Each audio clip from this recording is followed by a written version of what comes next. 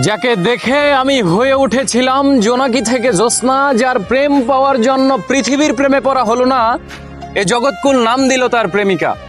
তাকে দেখার পর চাঁদ, ফুল কিংবা প্রজাপতিকেও সুন্দর মনে হয়নি। তাকে ভালোবাসবো বলে অন্য কাউকে ভালোবাসিনি, তবে সে হয়নি আমার অর্ধাঙ্গিনী। আহ, কি ছিল তার মহিমা! এ জগৎকুল নাম দিয়েছিল তার প্রেমিকা। সে তো হারায়নি, বরং আমিই হারিয়েছি আমায়। সে বলেছিল ভালোবেসে পাল্টে দেব তোমায় বিচ্ছেদের জামানায়।